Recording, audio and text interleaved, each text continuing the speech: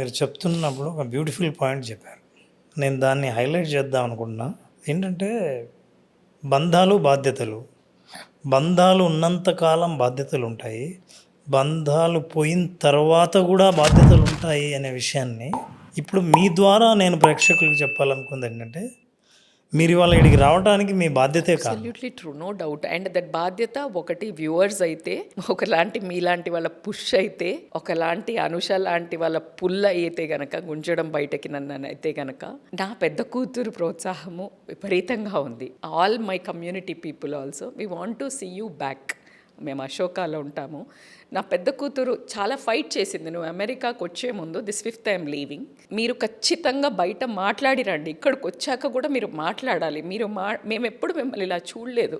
మీ చిన్న కూతురికి అది ఎప్పుడూ ఫైట్ చేసేది, మీకు చిన్న కూతురు ఇష్టం అని, మీ చిన్న కూతురికి మీ ఇలా ఉంటే నచ్చదు, so you have to do it అని ఇన్ని ప్రోద్బలాలు, ఇంత మంచి కోరే వాళ్ళు కనుక మన చుట్టూ ఉంటే, కష్టమో నిష్టమో కన్నీళ్ళో ఏదైనా సరే మీ ముందే మీతో బాధ్యతగా ఫీల్ అవుతారు. అవును. సో ఒకవేళ అదే నేను అన్నాను, మీ పిల్లలు కూడా మిమ్మల్ని బాగా ప్రోత్సహించి పబ్లిక్లోకి మీరు వెళ్ళాలి, మాట్లాడచ్చు అని చాలా మిమ్మల్ని ఎంకరేజ్ చేసేవాళ్ళు. సో అది మీరు బాధ్యతగా తీసుకుని వచ్చారు. ఇప్పుడు ఆ బంధం లేకపోయినా బాధ్యత కంటిన్యూ చేయాలి. ఇట్లా చాలామంది ఈ స్థితిలో ఉన్న వాళ్ళు మీ దగ్గర నుంచి నేర్చుకోవాలనుకునేది ఏంటంటే, బంధాలు పోయాయి కదా, మనుషులు దూరం అయ్యారు కదా, పరిస్థితి అప్పట్లా లేదు కదా అని అనుకొని మీ బాధ్యతలు కూడా మర్చిపోతే అది మీరు నిజంగా ఆ బంధానికి న్యాయం చేసినట్టు కాదు. పర్ఫెక్ట్ అండి. ఇప్పుడు మీరు ఏ బాధ్యత మర్చిపోయారు? ఇలా రావడం పక్కన పెట్టండి, జాబ్ పక్కన పెట్టండి, గాలి పీల్చే బాధ్యత మర్చిపోయారా? తినడం బాధ్యత మర్చిపోయారా? లేడీ అయితే వండడం మర్చిపోయారా? ఆ ఇంట్లో ఉన్న మిగతా వాళ్ళకు వండి పెడుతున్నావు కదా, అదే బాధ్యత. ఈరోజు నాకు ఇది మెయిన్ బాధ్యత అనిపించింది. ఆ బాధ్యతలు ఏది వదులుకొని నువ్వు నీ లైఫ్ని ఎండ్ చేసుకోగలిగితేనే నువ్వు బాధ్యతను విస్మరించాలి. మనము బ్రతికున్నంత కాలము మనిషి అనే ఒక పదానికి అర్థవంతంగా మాత్రం జీవించాలి అనేది ఇంత ఈజీగా రాలేదు. ఇప్పుడు కూడా నేను చాలా బ్యాడ్ కండిషన్లో, అంటే నా పెయిన్ఫుల్ కండిషన్లో మాట్లాడుతున్నాను.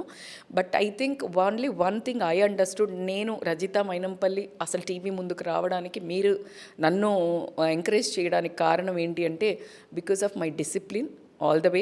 వర్కౌట్ అవ్వనివ్వండి, ఫిజికల్గా ఫిట్ ఉండాలి అని, యోగా వైజ్ అనండి, న్యూట్రిషన్ వైజ్ అనండి, తర్వాత మెంటల్లీ ఫిట్ ఉండాలి, ఏ జీవితంలో ఏ ఛాలెంజ్ వచ్చినా గివ్ అప్ ఇవ్వద్దు అనే ఒకే ఒక యాటిట్యూడ్ ఫ్రమ్ ఆల్ దీస్ 20 సంవత్సరాల నుంచి నన్ను ఈరోజు నిలబెట్టిందండి. నాట్ 1 year చదివితే, కోర్స్ చేస్తే మెడిసిన్ వస్తుంది, లేకపోతే CA అవుతారు. For me it took 16 to 17 years of long term course అండి. You know better. So under గ్రౌండ్లో నా వర్క్ ఇదే, ముందు నుండి పక్కన చేస్తున్నాను. But on to the camera I was pulled by the divine through మీ రూపంలో నన్ను తెప్పియడమా ఏదైనా కానివ్వండి, బట్ నేను మీడియా ముందుకు వచ్చాను. నేను ఒక DP, ఒక స్టేటస్ పెట్టని దాన్ని ఈరోజు ఇంతమంది ఎక్కడికి పోయినా గుర్తుపడుతున్నారు అని అంటే, అది దేవుడు నాకు ఇచ్చిన బ్లెస్సింగ్ అయి ఉండొచ్చు, లేకపోతే ఒక కమిట్మెంట్, ఒక బాధ్యతను అప్పనిచ్చాడు. నేను బాధ్యతను ఎప్పుడు విస్మరించలేదండి. సో మీతో పాటు నేను బాధ్యత తీసుకొని ఈ స్థితిలో ఉన్న వాళ్ళని బయటికి తీసుకురావడం కోసం మిమ్మల్ని కొంచెం పక్కకి తీసుకొచ్చి ఓ ప్రశ్న అడుగుతాను. చాలామంది ఏ బాధ నుంచి అయినా బయటపడి మళ్ళీ నార్మల్గా ఎనర్జెటిక్గా తయారవ్వడానికి చుట్టుపక్కల పరిస్థితులు, వ్యక్తులు చాలా ప్రధానమైన కారణాలు. 100%. అయితే సాధారణంగా అందరికీ తెలిసిన 90% ఆఫ్ ద పీపుల్కి తెలిసినది ఏంటంటే, చుట్టుపక్కల ఉన్న వాళ్ళకి ఒక 4 మంచి మాటలు మాట్లాడతారు. మీరు అన్నట్టు మన చేతుల్లో లేదు, జరగాల్సి ఉంది, రాసి పెట్టారు కాబట్టి. యాక్చువల్గా అయితే ఈ మాటలు ఏవి మిమ్మల్ని స్వాంతన చేకూర్చవు. పంపకుండా ఉండాల్సింది, ఆ పాపట్ల చెయ్యకుండా ఉండాల్సింది, తొందరపడ్డదేమో, ఎన్నో అనుకుంటామండి. ఎన్ని ఫిలాసఫీలో చెప్తుంటారు. నాకు ఈ ప్రశ్న వేయాలనిపించింది, ఎందుకంటే చుట్టుపక్కల ఉన్నవాళ్ళు కూడా రేపు ఎప్పుడైనా మన చుట్టూ ఎవరికైనా ఇలాంటివి జరిగితే మనం ఎలా ఉండాలి అని అనడానికి, ఎలా ఉండకుండా ఉంటే చుట్టుపక్కల వాళ్ళు, మీకు మానసిక ప్రశాంతత దొరుకుతుంది, ధైర్యం దొరుకుతుంది. మీ అనుభవం నుంచి బాధ్యత తీసుకొని మిమ్మల్ని ఫాలో అయ్యే వాళ్ళకి ఈ అద్భుతమైన మెసేజ్ మీ ద్వారా ఇప్పించాలని.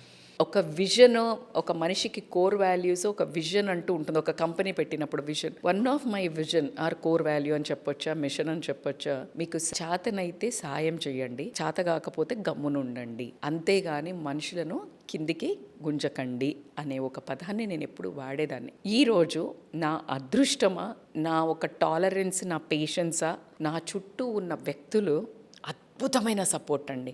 అయితే మీరు అడిగిన ప్రశ్నకి మరి అందరికీ ఇలా దొరకదు కదా మేడం, ఎలా ఉండొద్దో చెప్పండి అన్నారు. అది ఒక్కటే చెప్పడానికి ఏంటంటే, ఆ మనిషిని ఎంత త్వరగా పనిలో, ఏ మనిషి అయినా ఒక పని ఉన్నప్పుడు, పని చేస్తున్నప్పుడు మీరు అబ్జర్వ్ చేస్తే ఏడుస్తాము, ఆ తినేటప్పుడు ఏడవము, తింటూ ఉంటాం. Because you are focused, you are engaged. In fact focus అనకపోయినా ఎంగేజ్ ఉన్నప్పుడు నీకు ఆ సెన్స్ మాత్రమే పనిచేస్తుంది, ఈ ఎమోషన్ పని చెయ్యదు. ఒక 1-2 minutes ఏడవచ్చు మీరు, but you can't continue crying. So మీరు మాటలు తగ్గించి వాళ్ళని ఏదో ఒక యాక్టివిటీలో ఈదర్ ఆఫ్ ద స్పిరిచువల్, కానీ డివైన్ హీలింగ్ అయితే విపరీతంగా ఉంటుందండి. నేను నిన్న ఒక 2 daysలో we went from some Gokarna and Dharmasthala, Kukke Subrahmanyam ఇవన్నీ వెళ్ళేసి వచ్చాము. అసలు ఎంత అంటే నేను ఈరోజు ఎవిడెంట్గా చెప్తున్నాను, దేవుణ్ణి నమ్మడం వేరు, అక్కడ ఒక పాజిటివ్ ఎనర్జీస్ అయితే ఉంటాయో దాన్ని మీరు ఒక 100 జపాలు చేసి మీరు ఏం చేస్తే కూడా హీల్ చేయనంత ఈజీగా మాత్రం హీల్ అవ్వడం జరుగుతుంది. సో బేసికల్గా ఏంటంటే డివైన్ హీలింగ్ అనుకోనియండి, ఏదైనా సేవ ఒకటి చాలా హెల్ప్ చేస్తుంది. అంటే మీరు గుళ్ళో కానీ ఏదైనా ఒక ట్రస్టులు ఉంటే పోయి వడ్డించడం కానీ, పిల్లలతో స్పెండ్ చేయడం కానీ, మీ జాబ్నైనా కూడా ఏదైనా ఒక చిన్న 3 ఉంటాయండి. ఒకటి ఫ్యామిలీ బాధ్యత తీసుకోవడం కానీ, లేకపోతే మీరు ప్రొఫెషనల్గా ఏదైనా కొత్త కోర్స్ నేర్చుకోవడం కానీ, హాబీ పరంగా ఏదైనా కొత్త జాయిన్ అవ్వడం కానీ, ఈ మూడిట్లలో ఏమవుతుందంటే మీకు తెలియకుండా ఒక ఉత్సాహం కానీ, ఒక ఇంట్రెస్ట్ కానీ ముందుకెళ్ళడం జరుగుతుంది. అక్కడ మీరు టైం కన్జ్యూమ్ ఎక్కువ అవుతుంది.